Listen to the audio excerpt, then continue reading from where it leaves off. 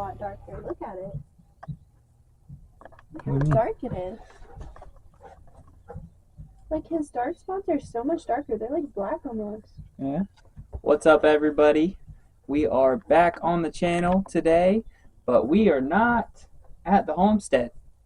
We are actually at our suburban house, right? The original homestead. We're on the original homestead right now. This is Mr. Cinnabun. He is our 4-year-old Holland Lop rabbit that we got for McKenna's birthday in college. That was 2019. Yeah, you have that birth certificate there? Mm-hmm. Let me see that thing. So you can see here, Cinnabun, born on Franklin Farms, March 25th, 2019. So this year he's going to be turning 4 years old, and that's pretty impressive. We've kept an animal alive for 4 years. That's pretty impressive. Better than our fish. Yeah, better than fish in college. You can see our receipt here. Bought him on May 9th, 2019. I thought it was pretty cool that they gave us a birth certificate for it. But this is Cinnabun's home. About, a year ago, 2 years ago, we ended up moving him outside. A year ago? So a year ago, we ended up moving Cinnabun outside into this hutch. So this is the hutch that I built for Cinnabun about a year ago. We moved him from a tiny little 2-story apartment inside, a little rabbit apartment, and I ended up building him this big old hutch here so that he could live out his days in paradise. So this is our suburban house. This is where we live right now while we are kind of constructing on the land that we just bought. But this hutch right here, I actually built this hutch mostly from pieces from this deck. So I used the old wood from this deck to actually build the hutch. It's about 6 feet high. The actual hutch part is in here. You got 2 little doors. That door there opens, and that one stays open right now. We did have it closed during the winter time, and we had some heat lamps inside so that he didn't get cold. These are the heat lamps that we use for the winter time. They're pretty much the same heat lamps that you use for like a chicken coop. Down here is some outdoor carpet that we bought from Lowe's, and underneath of it is like gravel so that the water can kind of drain out without getting moldy and all that. Yeah, I was gonna say it doesn't smell at all in here, like that turf, like any urine or feces or anything. I literally can't smell anything. He's also just a clean bunny usually. Like, he usually uses his litter box and doesn't go all over the place. So I think that helps. You can see Eden here is obsessed with this rabbit. So she'll stand out here, right here at this spot. She will stare at this rabbit all day long. We could be out here working all day, and she would stay right here at this spot and stare at the rabbit. Yeah, Cinnabun loves the attention, actually. He really does. So the inside here, you can see we used this little 1/4-inch fencing here, and we stapled it to the inside so that animals can't get in, mostly. The bird that came in one time through one of these, somehow a staple got loose or whatever. Or maybe it was this side. But we had a bird come in once, and otherwise we haven't had anything. I also built this little ramp for him. He's able to kind of go up and down this ramp and go into his hutch, and we'll take a look at the hutch in a second. Every once in a while, he'll lay on that stone to kind of cool off in the summertime.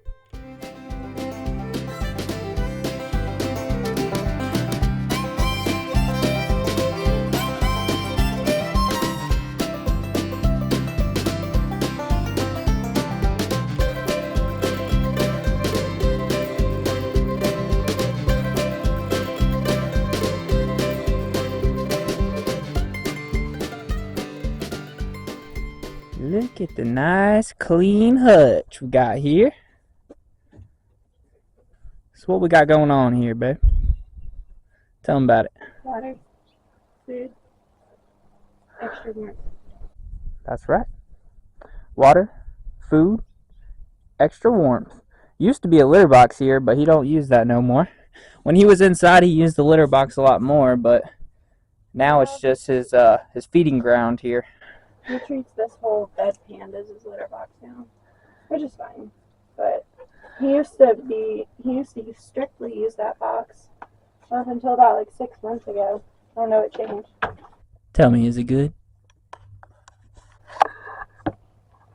So what do we have going on here? We got our bedding, which we pretty much just use straw from Tractor Supply. And then for his food right now, what are we using, babe? Timothy, hey? Timothy. And then he eats these little pellets down here, which are like kind of like a blended mix of a few different things. And then we use a chicken waterer, which seems to work pretty well for him. And then in the back of the hutch, we have our like extra supplies. So in the white one, we got pellets, and the tin one, we have bedding hay, and then or bedding straw, and then in the big Tupperware, we have feeding hay. Building this, first time ever building a animal hutch or animal enclosure, I learned a lot of things, especially about moisture. So if we look on, especially this side, you can see all the moisture buildup that started to accumulate, and even start to get some funguses and stuff. So it's a real balance with trying to make your hutch waterproof as well as trying to keep a certain amount of ventilation for the animals. So that's something that I'm going to take into consideration next time that we build Mr. Cinnabun a hutch. Other things is just really taking in consideration the materials. Like, for instance, I really went cheap on the roof and ended up with, roofing coming off. You can see there's a piece missing on this side. I think overall, though, with the materials I used and reusing materials from the deck, I was able to come up with a really good design for this first hutch. In terms of hardware, we went all black with everything. I have a couple latches here on the door and a mistake that I made here. Come show them the mistake, babe. Oh. So you got the top latch, which is fine. Then you have this bottom latch, and if you go inside and you accidentally, show them what happens if you accidentally shut it. Oh, now how you get out. So the only way to open the door is from this outside latch here. But I did try to fix it by putting this when there's a windy day. It doesn't help, you're still going to get stuck in there. And then on the other side here, we have these latches that I put on. So pretty much you have these latches. So we latch those, they lock up, and then I made these kind of handmade wood things. Again, with the whole moisture thing, there's a huge crack in between these doors. So that's another thing that I'll put into consideration. Yeah, this is Cinnabun. He is one of our first farm animals, and he a good boy. This vlog is not about Cinnabun. This vlog is actually going to be about gardening. We love our garden. This will be our third season in the garden. A big educational piece in this vlog will be how to start your garden in your suburban neighborhood. So over the years, we've added more and more to the garden. The first year, what I started with was that box, this box, that box, that box. And these boxes are about 3 feet by 7, and this one's about 3 by 3.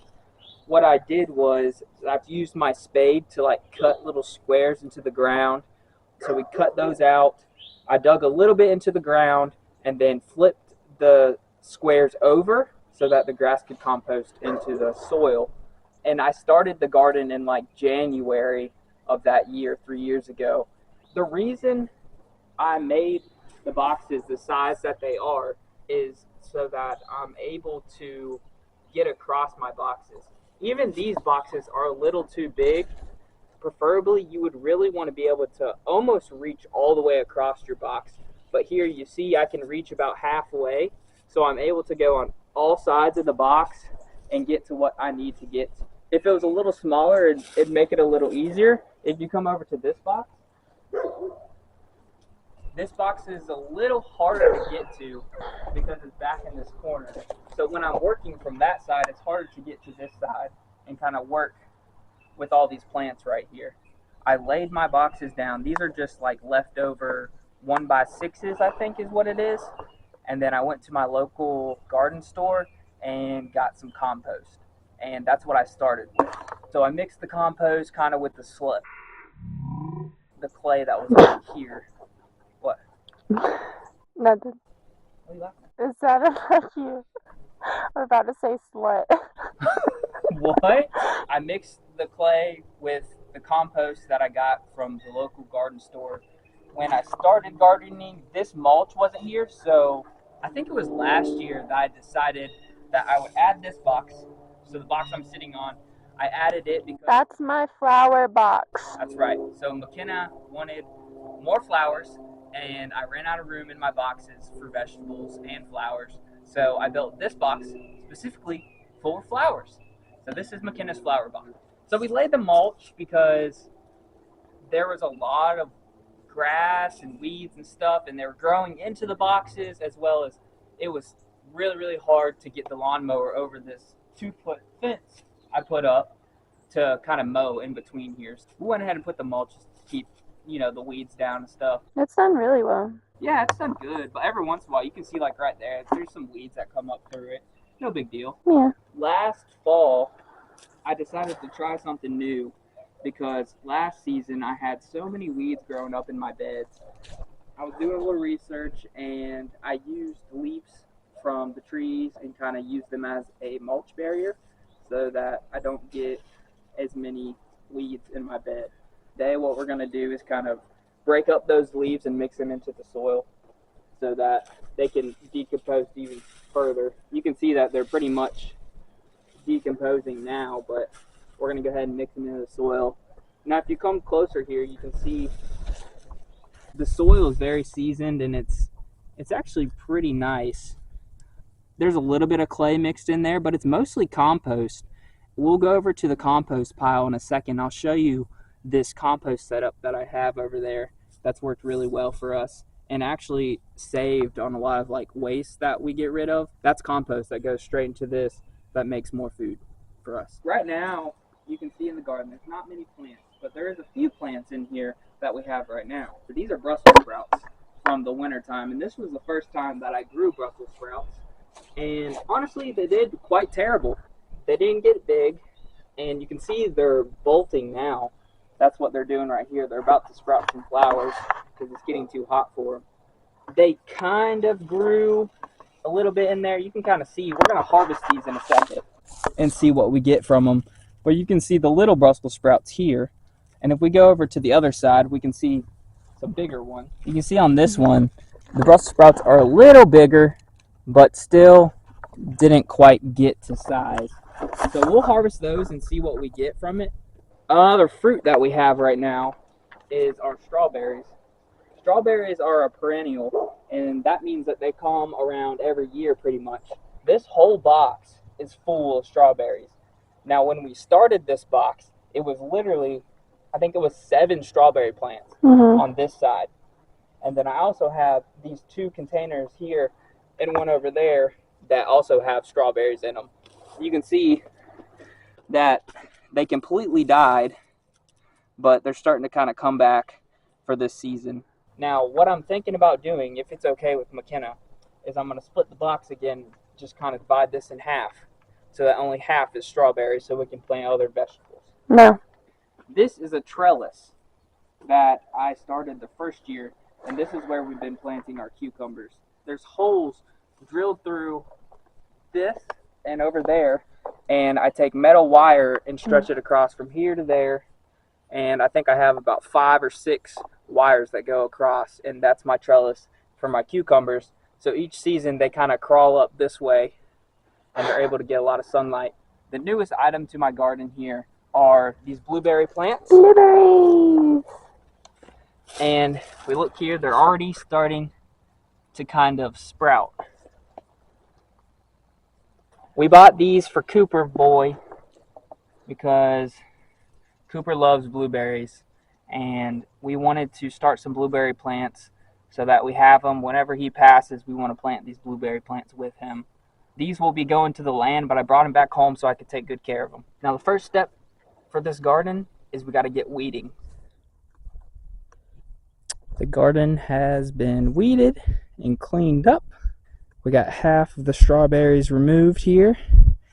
This is our very sad harvest of Brussels sprouts.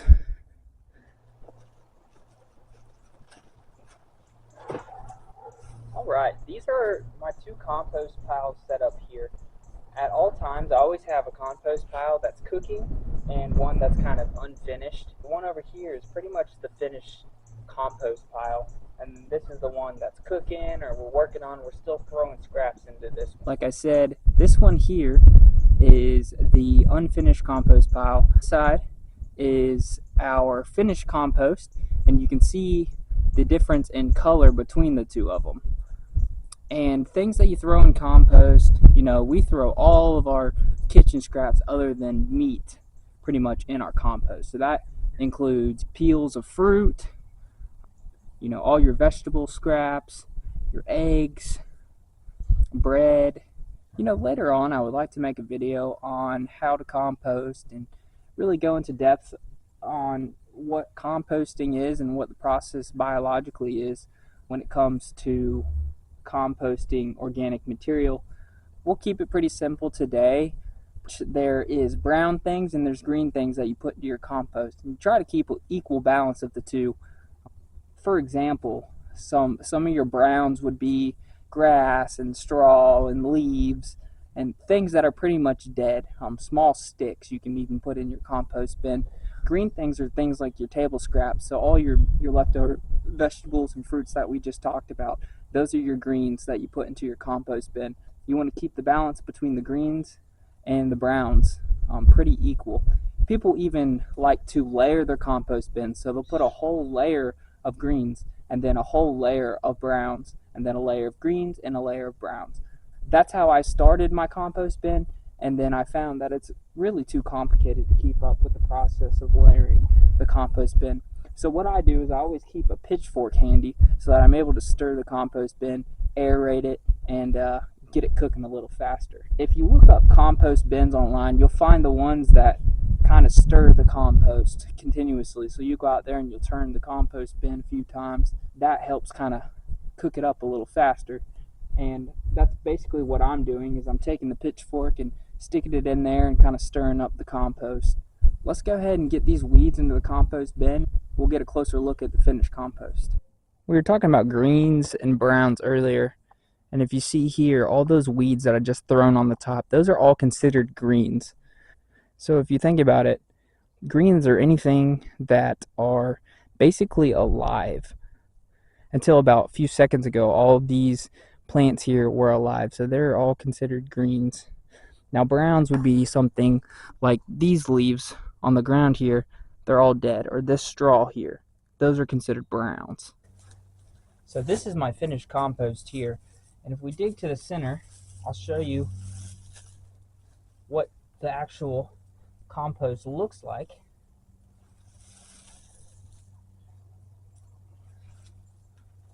You can see it's not completely finished. This is kind of like half finished compost here. These are leaves that are starting to decay. And if you take a big scoop out of here, you'll see that this is finished compost. It's very airy, no clay here. This is all organic material that's been broken down within the compost bin. And also, what you'll find when you dig through the compost bin, a lot of those little organisms that help break down the compost. Within these leaves, there's a bunch of worms. once we're done chopping up those leaves in the garden bed, we're going to take this compost and we're going to kind of put a thin layer on top of our garden beds. Here's one of our little compost friends here. This is just a little grub. It's also important to remember to always keep your compost bins really close to your garden. So if you see here, my compost bin isn't but 50 to 60 feet from my actual garden, so that I'm able to go to the compost bin when I need it. But it's also important to keep your compost bin close to the house. So I'm able to come out here and put my garden scraps in the compost bin. We weren't able to do the garden at the homestead this year because we don't have everything that we need. It takes a lot of work to take care of a garden, so we weren't able to have our garden at our homestead yet because we don't have any water out there and there's so many trees, and I haven't actually planned a spot for where the garden's going to be or anything like that. So we're going to give this garden one more season probably. It's also important that you always keep your garden at a good size where you can manage it by yourself.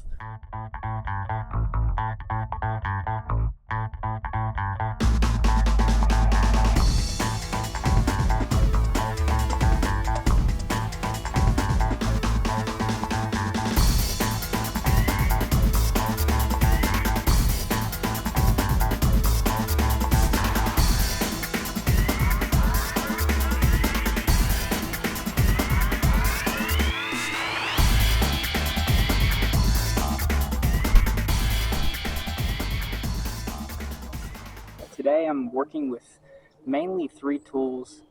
We have a wheelbarrow, a shovel, and a rake. I would prefer forged steel instead of this one. This one's just like molded or bent steel. It doesn't last as long. It's not as strong. Forged steel really will last far longer. It's a lot more durable. I also have a steel rake. We're ready for the season. Are you ready? Wait, show them this grub. What grub? There, it's humongous. She doesn't like the grubs. No, they're huge. She's giving it a last little water here. Everything's ready to go. We're weeded. We got compost, a natural fertilizer going. I set up the invisible trellis